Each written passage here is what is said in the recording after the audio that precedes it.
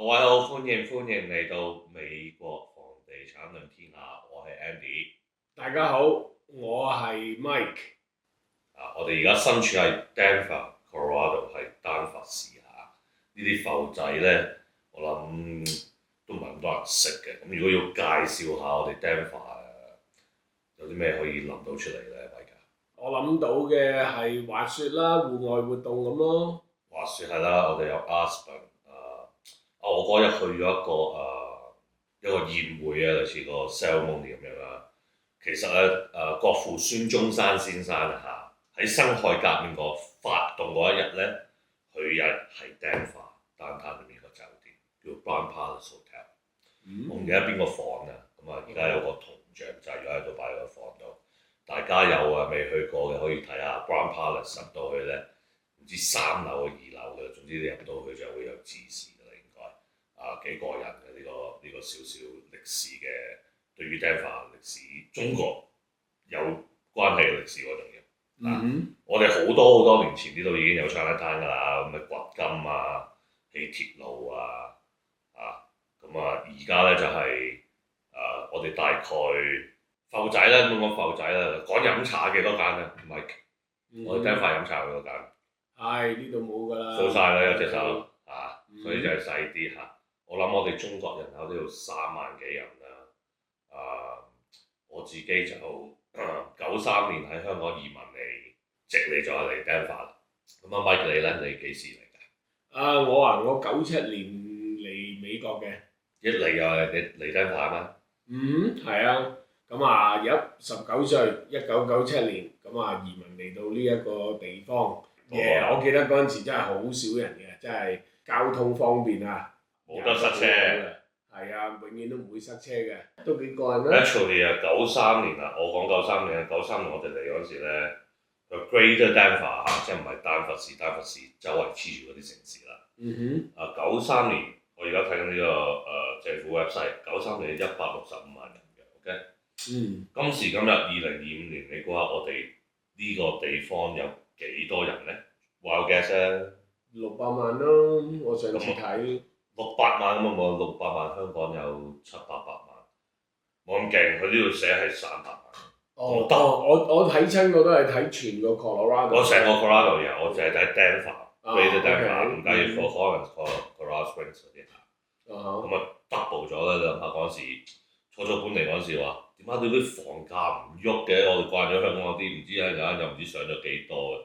我最記得嗰陣時係睇啲房價位喐下1年喐2-3千蚊美金，但係 percentage 嚟講都係3、4、5咁樣啦。但係你睇個價錢好似唔係好喐咁樣喎。但係而家不得了啦，過完Covid 之後啲房價全個美國都係升咗好多啦，比嗰時。但係而家有啲壓力啦。Colorado 嘅房地產市場真係變化好大啊！由2000年學你話齋，啱啱開頭見啲屋買10零萬 average 一間，然之後幾萬都有好似。係啊，然之後每年佢哋都係升幾個 percent 咁慢慢上。咁你10萬3%升3000嘅嘛？係啊，所以咪覺得佢好慢啊嘛。係啊，咪就係咯。我記得同一時期香港佢哋幾十個 percent 咁樣升啦，幾倍啦，過得幾年就點解會喺Colorado 呢度置業啊？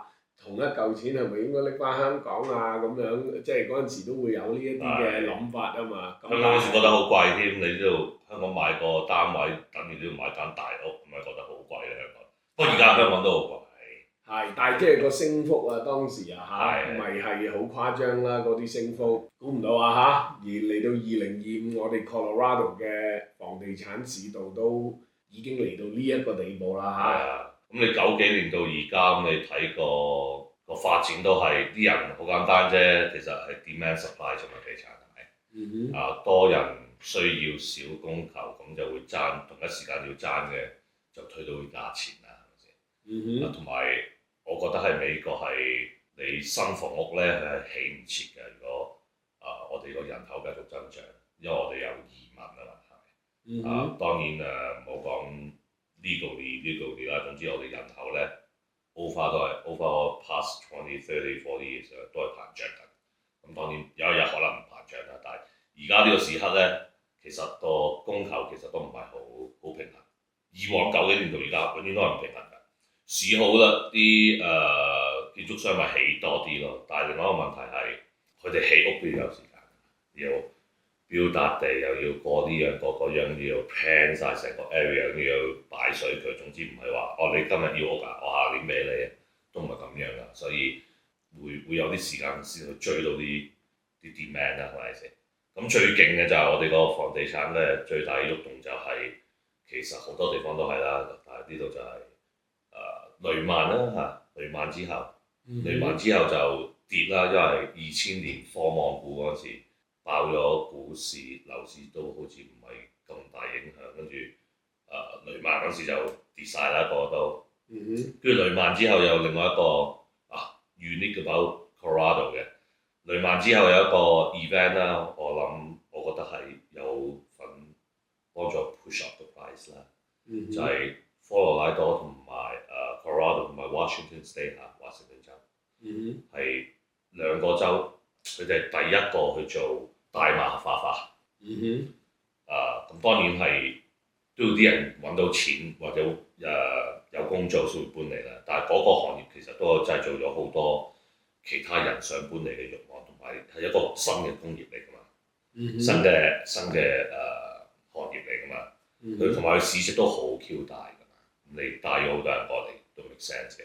最重要呢邊，我覺得工作多元化啦，我哋有石油啊，有總之呢個區嘅我哋 headquarter 好多公司都喺度，我哋有 Coors Beer， 有 Charter Communication， 有好多唔同嘅唔同種類嘅 Palantir 喺 Denver 啦，大家知唔知？Palantir 喺 Denver 㗎，喺波維，17大波。搬嚟嘅。我多謝佢搬嚟咯，因為佢搬嚟話係啊，你 Denver 咁樣唔係少少。如果唔搬嚟，可能冇諗到。係咁 Palantir 嗰啲，遲啲有機會再傾啦。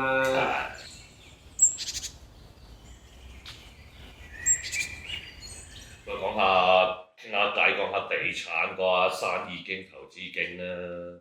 就講點樣開始啊？點解開始？點樣開神推貴佣又好，乜都好，開始投資地產啦。咁我哋識咗冇幾耐，幾年之後就，我覺得對我嚟講就係睇咗本書啊，真係睇咗個窮爸爸富爸爸。我都有睇。嗰陣時我哋同一時間睇嘅，嗰陣時就有機會傾呢樣嘢，咁我哋就好似各自都會去，係啊，要買層樓先，跟住到咁上下可以買到第2層咧，就租啲層出去。啱啱開始嗰時，咁都係攞單 payment 啫嘛。我唔知你嗰陣時要落幾多啦，我就係落唔知3% 定5% 啫嘛。我第一層樓係13萬美金，攤空嚟嘅，你記唔記得第一層？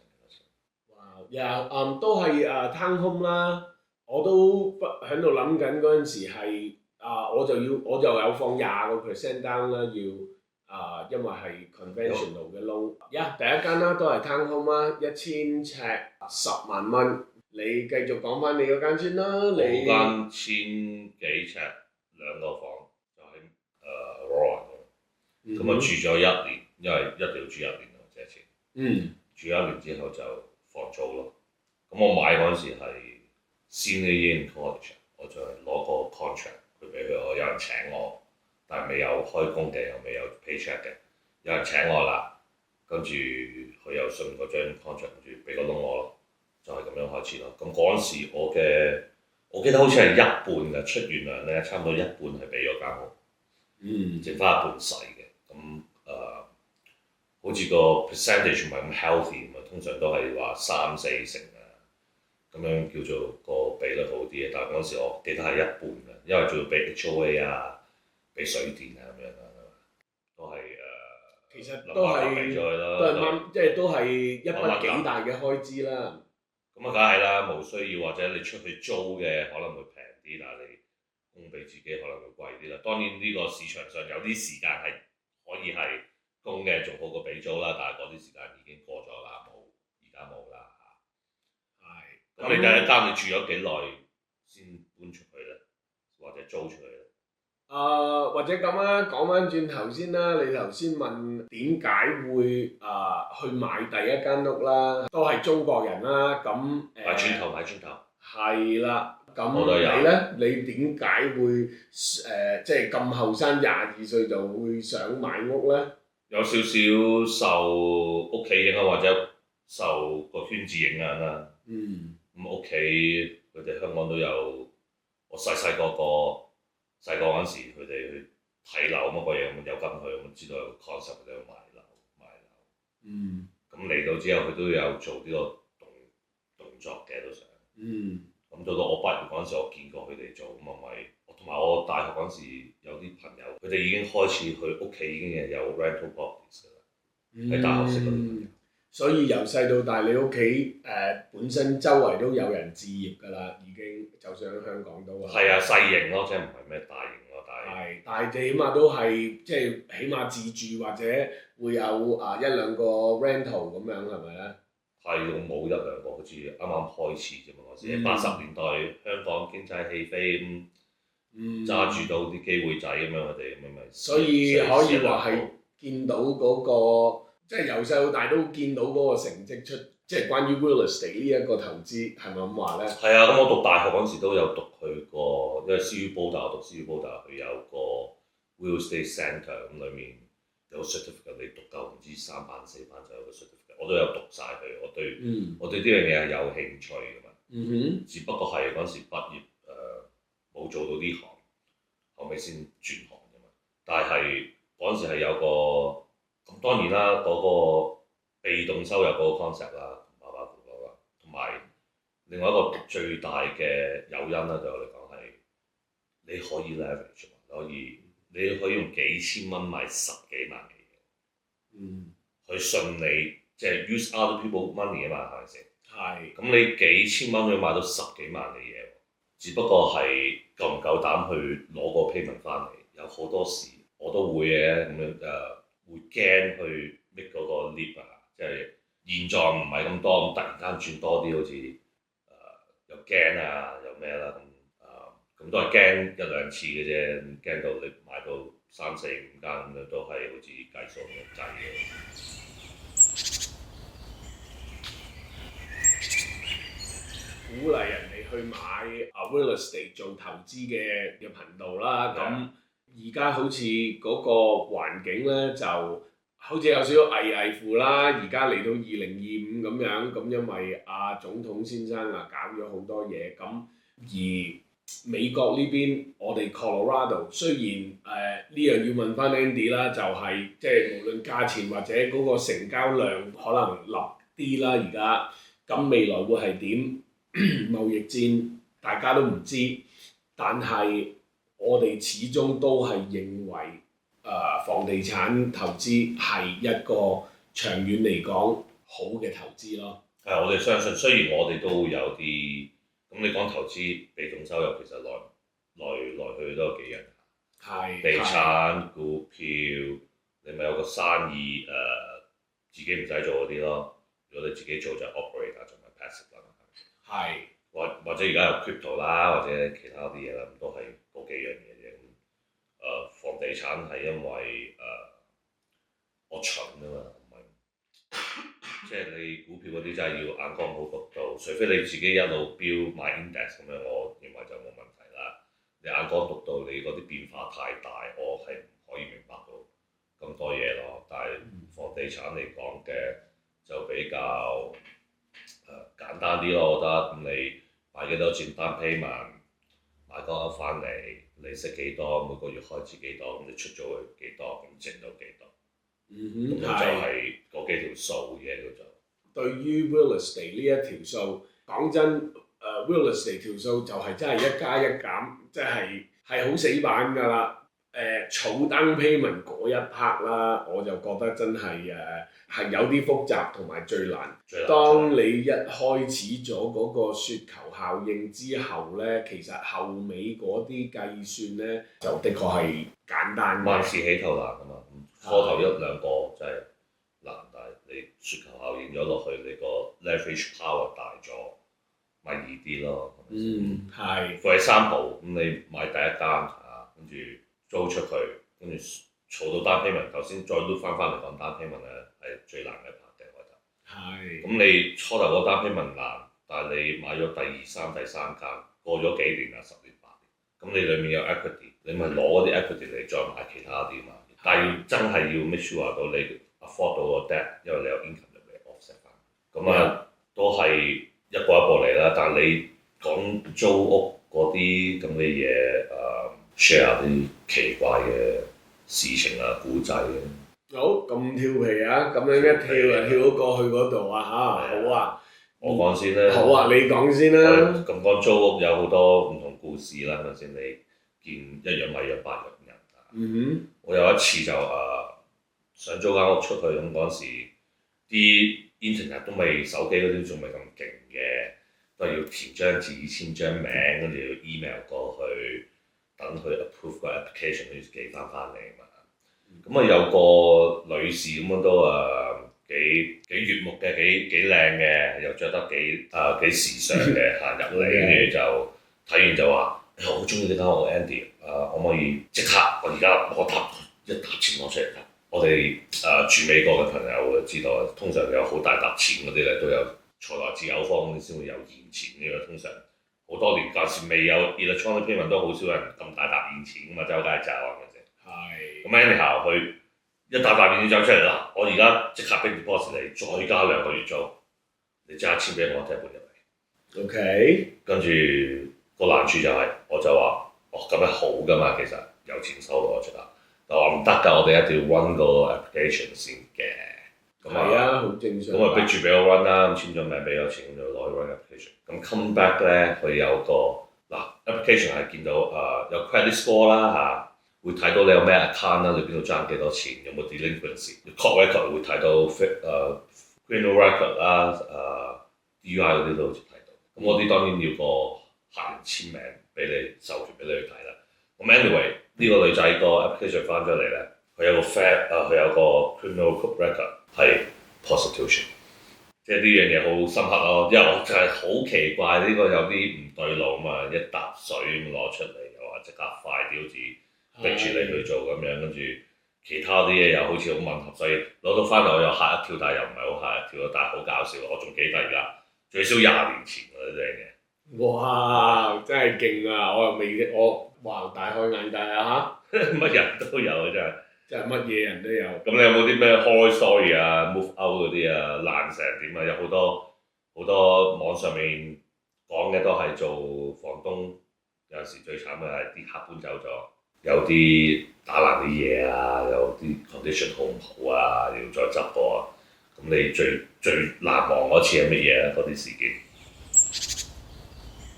比較難忘啲嘅，刻骨銘心添啊！話要去到有20年啦，我諗都係咯，差唔多20年前係啦。我之前都講過俾你聽啦，應該就係曱甴嗰單嘢啦。San Francisco 係啊，嗰個 apartment 係我第一間買嘅屋，又係啦，同你一樣啦。諗住租自己住自住，然之後遲啲揾到錢再買嗰一間，然之後就租呢間出去咁樣嗰啲嘢啦。由於年輕啦，頭先都講咗啦，20幾歲買第一間屋，咁其實邊度知咁多嘢啫？咁對於揀呢一個客人方面呢，就係相當之咁又急又亂，又完全都唔知道自己做緊乜啦，基本上。咁租咗俾一家人呢，咁佢哋係超級污糟邋遢嘅。咁我哋又冇去到好好咁管理啦，咁卒之到我哋都忍唔住要踢佢走咧嘅時候咧，佢已經係搞到，因為 apartment 咧佢係一排屋會連埋有好幾戶噶嘛，隔離左右都，咁嗰啲曱甴係直頭去到人哋屋企，人哋嗰個物業管理處仲要出信要我哋將成排嘅屋都去做殺蟲，咁冇辦法啦，都去到呢個地步，咁趕佢哋走啦。咁最終我哋係要拆晒成間屋到咗啲再擺翻啲地板啊、啲地板啊、牆啊、櫃啊嗰啲咁樣，全部都要買過新嘅。個視像效果可唔可以形容下，有冇 Mummy 嗰套戲咧？咪有一幕係好多嘢走出嚟，好多曱甴走出嚟，有冇咁勁啊？有冇1000幾百？我諗我諗真係1萬幾千都有啊！講起都冇管動喎，老細。係啊！你覺得搞咗幾多錢咧？咁樣嗰單嘢唔記得啦，嗰陣時總之都係傷啊！好耐㗎啦，係啊，總之有好多嘢要再執過晒咯，咁所以而家嗰單嘢係算係幾經典㗎啦。咁不過好彩，隨住呢一個時間嘅過去，年紀嘅增長，咁啊有咗經驗之後，呢啲嘢就越嚟越少發生啦。阿呢吉蒂啦，雖然間唔中都點都會有1-2次意外㗎啦，咁但係都冇嘢嘅，嚇我唔到。嗰度係好似周星馳啊會暈嘢咁樣啊？咩啊？乜你有屎人哋有咩咁驚嘅？你成日對住嚿屎就唔驚㗎嘛？係咪先？見得多又冇。係就麻木見怪不怪，又唔係麻木嘅，都知道點樣走啦條路。同埋而而家我哋你話我哋呢啲有冇 skill？其實都有少少 soft skill 嘅。你話計幾條數，好大嘅 skill 或者好大嘅一個 component 啊，我哋出咗嘅生意，即係揀啱，所謂揀啱個組合啊。咁當然啦，即係雖然話簡單啫，簡單都唔代表唔使做嘅。咁同埋呢個唔係100% passive 㗎。同埋都係嗰句 ，actually 如果你俾人 manage 就得咯，我哋兩個都係自己 manage 嘅。俾人哋 manage 你就 passive 咯，係咪先？但係我哋啲唔係 passive 㗎，所以其實你問我其實係次一等嘅。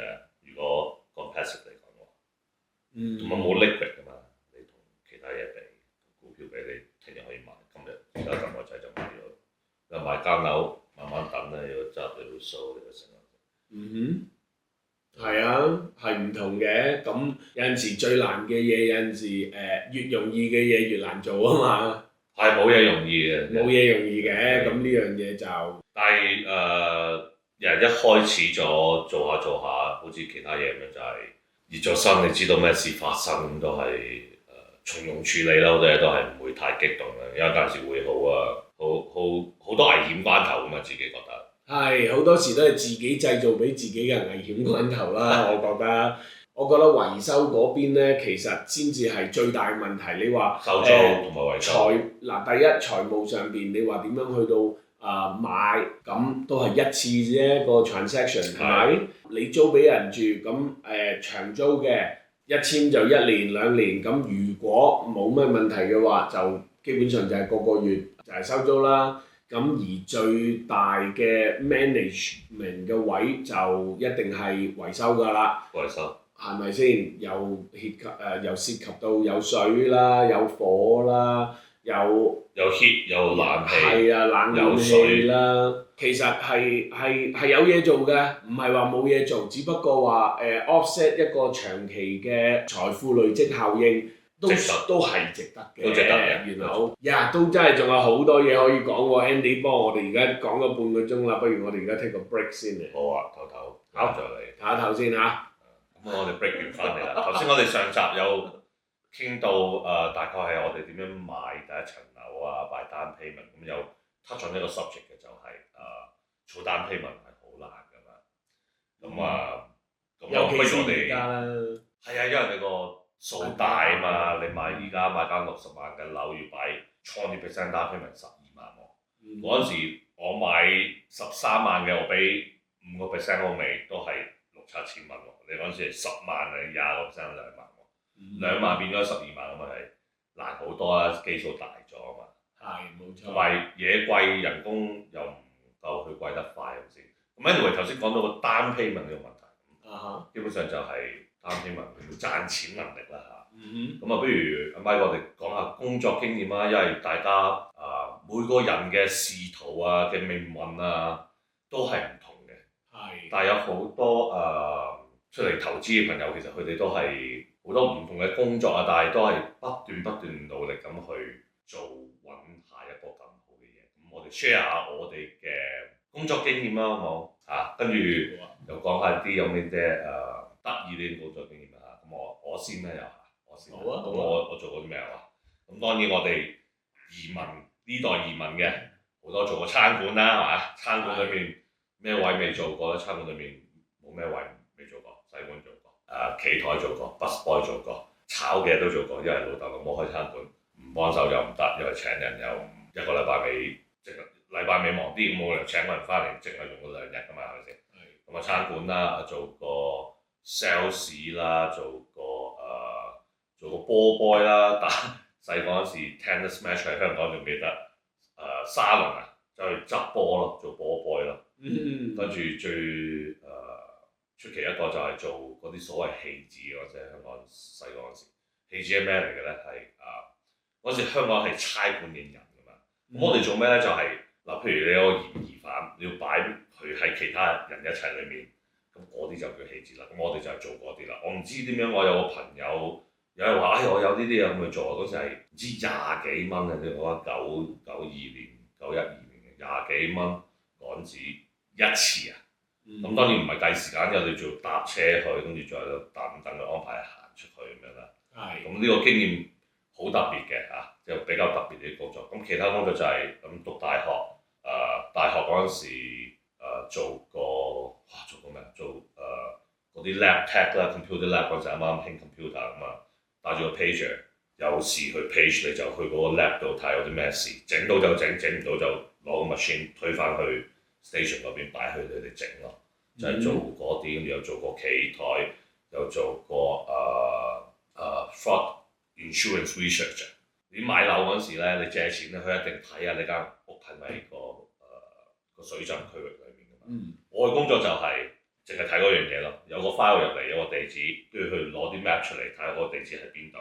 跟住個 map 度咧有啲 shade 嘅，同你講係咪個水浸地區嚟嘅。咁有就寫上去，冇就寫上去就係做嗰啲。跟住又做過派報紙，有做過，但唔係好長。咁你咧，Mike，你有啲咩工作經驗？初期嘅。我嘅工作經驗啊，讀緊中學喺香港嘅時候咧，就喺 Pizza Hut 做過廚房啦，整 pizza 啦，暑假係暑期工嚟嘅，咁做過幾個月。咁之後，中學一畢業咧就做咗呢一個導遊。導遊？係。我嗰時興跟團啊。係啦。可唔可以講下旅行社嘅名啊？因為而家應該都冇喺度㗎啦。係啊，間旅行社都執埋。咪關鍵旅遊。係啦，咁以前喺關鍵做。真係關鍵啊！係啊，咁就係關鍵啦。做過1年左右啦，咁跟住就移民嚟美國啦，咁移民嚟到美國嘅話咧，就又係餐館嘅工作都做暈晒㗎啦，由揸車送外賣到包外賣，跟住雲吞湯冇擺雲吞。係啱係咯，真係未做過唔知啊嘛，幾戇居啊嚇！各位唔係住美國，你唔知呢啲雲吞湯基本上係一湯一個。唔知咩湯，總之一個湯嘅 base 啊，跟住有2粒雲吞掉落去，就比較重嘅雲吞湯啊。咁跟住做生意，你最早咁多朋友裏面，你係最早做生意嗰個嚟嘅，年紀最少嗰個做生意嗰個。你幾多歲？做咗餐館之後咧，就發現咗一個對於我嚟講好大嘅商機啦。但係當時其實亦都只不過係一個興趣嚟嘅啫喎。你係中意去做啊嘛，唔係即係。好多成功咧都係有咁樣講嘅，即係唔係話成功嘅咩？但係都係你要有寫去做嘅，你唔多唔少要對呢樣有啲興趣，有啲趣味，咁可以行得長啲啊嘛。你個興趣係咩咧？咁嗰陣時，當時就碰到一樣嘢，就係我記得啱啱喺香港過嚟嗰陣時咧，就已經出咗 Nokia 係97年 Nokia 嘅3210。唔係，嗰陣時一開波係6190，咁喺香港叫6100。6100。係，跟住之後嗰部咧就係代表作啦，5100香港呢度叫5190。話説當時啦，就係咯，喺香港過到嚟嘅時候，發覺呢度。5100啊，係咁樣嘅。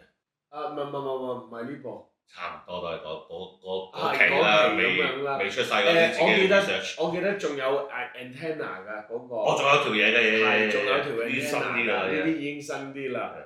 咁啊，而家係咯，咁啊，因為自己覺得又中意呢啲嘢啦，因為嗰陣時我嚟香港已經玩到好酷㗎啦嘛。你去嗰啲旺角商場咧，佢哋已經會改電話又成，咁點知發覺呢度冇啊，落後得好緊要啊，起碼遲香港我諗10年到啦，當時嘅 technology。咁所以就睇到個商機，咁啊開始做呢一個手提電話嘅生意咁樣咯。咁呢個就係我嘅 path 啦。你做 retail 啊嘛，嗰時係做開檔，跟住人哋入嚟換機殼啊，換閃燈啊嗰時，係閃燈嗰啲。一開始都係 accessories 啦，跟住就做埋嗰啲開台啦、開零售鋪頭啦咁樣咯。咁你記唔記得講下做生意心態？因為其實我好多人，包括我自己在內，因為做開份工，佢做咗一份工就轉做生意，其實係要一個樽嘅。你嗰陣時你記唔記得？可能後生冇咁多顧慮，又可能易啲，會唔會咧？但係你嗰陣時有冇咩好諗咗好耐啊？或者唔知點樣算咁樣，即係點樣計嘅咧？嗰陣時你記唔記得？而家你咁樣問起咧，我啊真係都幾大回憶啊！而家係啊，因為你開咗嗰個鎖匙跳掣，跳咗個掣啊，跳掣當時其實冇諗啦，因為第一年紀太細啊，未知道諗啲咩嘢。根本我得21到啦，咁其實唔係咁有啲咩 planning 嘅咋，淨係得一個 passion， 一個 drive 係啊，咁啊一個勇字，同埋相信得啊。係啦，冇錯，最主要係唔知點解一股腦就淨係相信一定得嘅，個 mindset 咪淨係全部轉晒去點樣去到做到佢得為止咯。咁但係嗰陣時咧，你覺得得嗰陣時咧，有幾多人同你講唔得嘅？其實基本上冇人話過我得嘅，係個個都話係一定唔得嘅，係咯。通常呢個係癲劣嚟㗎，我覺得有時，因為每一個諗嘅嘢唔同啊嘛。首先嗱，呢樣嘢係冇問題、冇衝突性，只不過你一個好似 Elon Musk 咁樣，你試下去20年前同你講，喂，我寫個火箭上去落翻嚟，做翻喺度，如果可以再寫，通常都係好多人係都唔會有人信。因為想做嗰個，通常都係覺得得，側邊嗰啲又唔係你咁嘅諗法，覺得唔得又唔係唔啱，只不過係佢個睇法係唔得，但係佢唔係你做嘅，所以自己信念啊，自己覺得自己中意嘅咧，就比較易去信有呢個正確嘅信念去做咗佢咯，我覺得。我覺得呢一樣嘢，淨係呢一個觀念咧，我都已經要開一集㗎啦。因為點解咧？我自己其實好相信吸引力法則嘅。呢一樣嘢咧，係咁多年嚟自己一路就正如頭先所講，因為個 mindset 轉咗，去到 focus on 點樣去到做而家目前呢一樣嘢點樣去做好佢為目標，而唔係諗嗰個收入啊或者金錢。因為當你創業嘅初期，其實你想揾都揾唔到㗎嘛，係唔會有錢㗎嘛，你只會有投入，係好少會有產出㗎嘛。但係如果明白呢一樣嘢必須發生嘅話咧，你咪讓它發生咯。只不過我認為其實更多嘅係自己俾唔俾佢發生咯。因為如果你話 say no 嘅話咧，咁肯定係 no 㗎嘛。你自己都話 no 就梗係 no。係啦，你如果唔俾啲嘢發生嘅話咧，你放心一定係 no 㗎。係嘢發生㗎嘛，係因為你唔會有嘢發生㗎嘛。咁你話即係做到嘅機會大唔大？其實呢個出發點呢個問題背後講真，你點大嘅？你根本冇得計喎，係咪先？咁所以但係唔做就零啦。所以我認為係人，我明白到啦，而家即係個人都咁大個啦，OK，就明白到咯，一定會有人 say no，that's fine，因為就算人哋問我調翻轉頭俾佢嘅意見，咁如果你話以normal 嚟睇，其實10樣嘢著咗9樣9都係唔得㗎啦。咁如果明白咗呢一個道理嘅話咧，就由得人哋繼續講唔得。總之你自己知道一樣嘢就係得唔得都好，我自己會 find out 就 that's it 啦。我就認為係咁咯。冇如果嘅。係冇如果㗎，冇如果㗎。有咩？冇㗎，冇㗎。有結果嘅啫。係一做咗先有雙，結果啊！哇！呢個金句啊，要喺呢度打喺打度一打一段出嚟。係啊，要等佢打。因為咁我講下你頭先講嗰句，你話唔係好理錢嗰啲咁，個 concept 就係咁都要生活㗎，係咪先？我就遲過你轉型啦，但係我轉咗型之後，我開個掣跳咗之後就都唔係要將嗰件事做好佢，咁嗰啲 number 就會嚟㗎嘛，唔係追個 number 去做。咁好多其他人都有講過呢樣嘢啦，佢哋唔係Steve Jobs 整 Apple。佢唔係諗住賺幾多錢，諗住點樣改變世人。點樣？你話有 ego 咩都好啦，佢就有呢個想法出嚟，就我要整一樣出嚟。Bill Gates 我要 Microsoft Windows 個個都可以用到電腦，其他就得啦。就係想做一件事出嚟，而又咁商業都係你人哋有需要，你俾到佢有需要嘅嘢，解決到佢問題，咁咪有生意做咯嚇。你嗰陣時咁你有電話殼，咁我要去整嘅，我咪要。喂，嗰陣時冇乜幾多，好似你獨家喎，差唔多有兩間你一間嘅。總之你係其中一間啦，係咪？咁啊去你度整啦嘛，係咪先？係。幫啲人解決到啲問題，咁樣就可以揾到生意出路做有少少。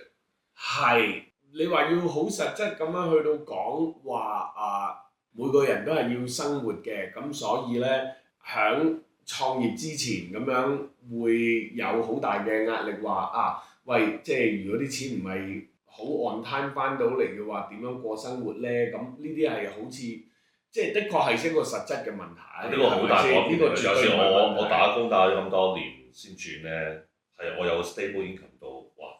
其實而家都係有時都諗下，我下個月有幾錢都唔知嘅。係。所以咪就係話有陣時點解我會話我好相信吸引力法則咧，仲想即係繼續講落去咧？其實某程度上咪就係咁嘅原因咯。當好似你話齋啦，你出咗嚟做生意已經有一眨眼都好多年咯喎，5年咯喎，係咪先？你如果唔係有個 drive 俾自己去到由 employee 跳到去 employer 創業做一個 entrepreneur， 你唔會知道究竟會唔會揾到錢㗎嘛？你只係得一個信念㗎啫喎，其實我又有少少唔同喎，同你。係。你好中意做一樣嘢，我係有少少調翻轉頭嘅，我就係好太慣咗嗰個定期收入。咁呢個咁有家庭有開支。咁可以有積蓄啦，但係我同你都試過應該，但係唔知大家有冇試過，就係你積蓄咧儲嗰陣時係好難嘅，但係你要消費佢嗰陣時咧就比較快啲咁樣。我亦都經過過啊，又覺得唔係咁爽啦，係咪先？咁我做 IT 嘅各位，我做咗 IT consulting 咗19年。咁我嘅又唔係有因嘅，我係見到 IT 呢方面、電腦呢方面轉得太快，而有我自己覺得吃力學得唔夠快，同埋年紀啦，咁生活習慣唔同啦，你有咗家庭有小朋友，你嘅時間分配又唔同啦。後生嗰陣時可以一日做18個鐘，最長試過好似20幾個鐘，嗰啲 change window 嗰啲你整唔好冇得翻屋企嗰啲咧。同埋見到啲後生嘅出嚟做，佢哋人工就少我一半，學嘢快我1倍咁樣，競爭力就漸漸減退啦。咁有少少對前景唔係咁明朗嘅。同埋嗰時都40，啱啱40出頭啊，好似。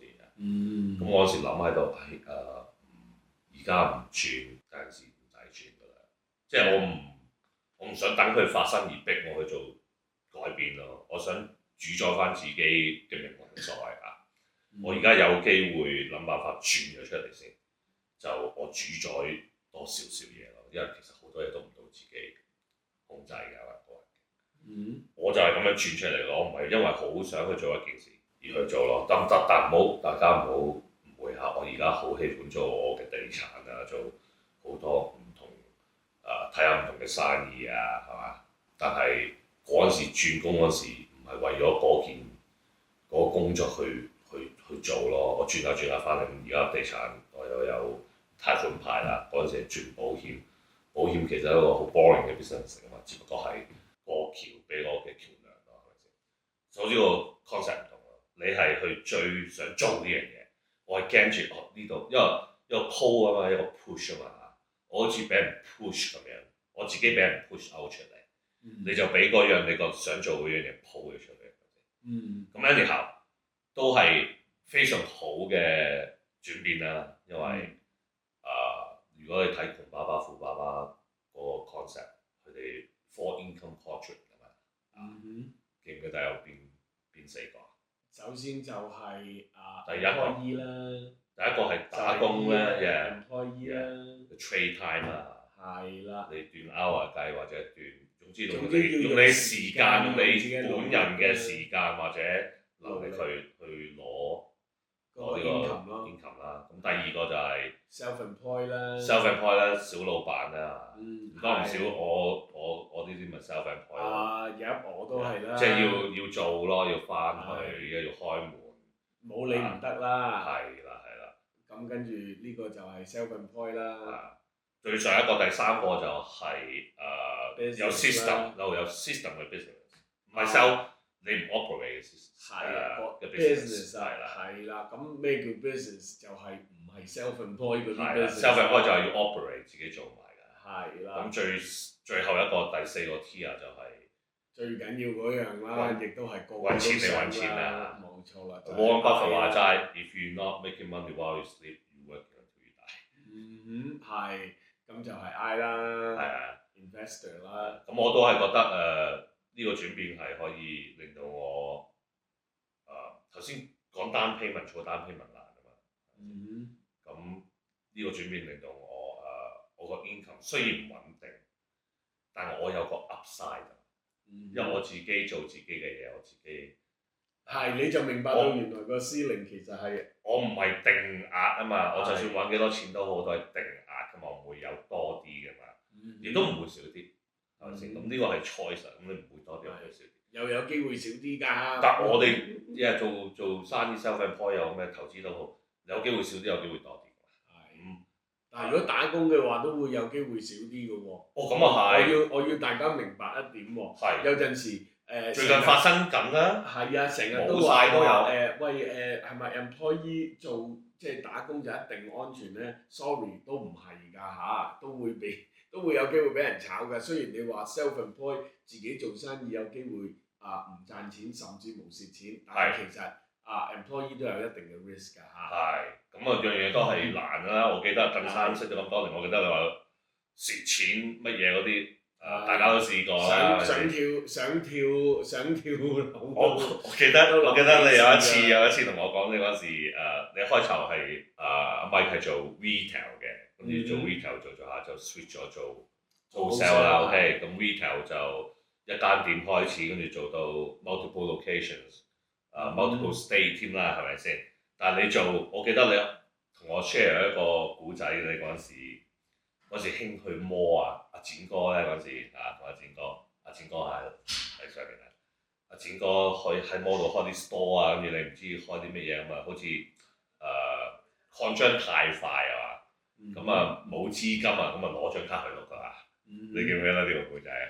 慘痛嘅經驗啊！基本上嗰個慘痛嘅經歷，其實係一個經歷橫跨咗都有幾年時間嘅，因為由即係咯心紅啊嘛，後生咁一樣做到咧，一樣做得就想做多幾樣，咁點知到最終都係老人家講嘅嘢最啱㗎啦，真係財不入急門，咁個人一越急咧就越攣氣㗎啦，因為已經亂晒㗎啦嘛，個人卒之都係要背負一啲債務咁啦，咁都要再用好多嘅時間同埋努力去到還翻晒先，再起翻咯。咁但係冇嘢嘅，都係只不過經歷嚟啫嘛，因為嗰啲問題咧，其實又 loop 翻去嗰個吸引力法則嗰度啊。其實真係無論係點樣都好咧，你只要真係繼續，你死兩唔走咧，真係吸引力法則點都會。There's light at the end of the tunnel。係啊，真係好得意㗎，你好難講㗎。因為當你唔放棄嘅時候咧，我相信你都一定會試過嘅。嗱，咁呢啲因為時間嘅關係，可能又要再遲啲先講啦。總之講呢個係啦，人生真係㗎，嗰啲 ups and down 咧，嗰啲 down 咧，好多時你以為 down 咧，但係其實你死掠落去諗嗰個 solution 咧，你最終會 come out on top 㗎。我哋嗰日Facebook 有 exchange 一個嘢嘛，咩成功非僥倖，跟住下一句咩？我哋作咗唔記得咯。失敗有 lesson 啊。失敗有 lesson 啊，係失敗有 lesson。OK。咁咪賴嘢之後，咪都係諗下。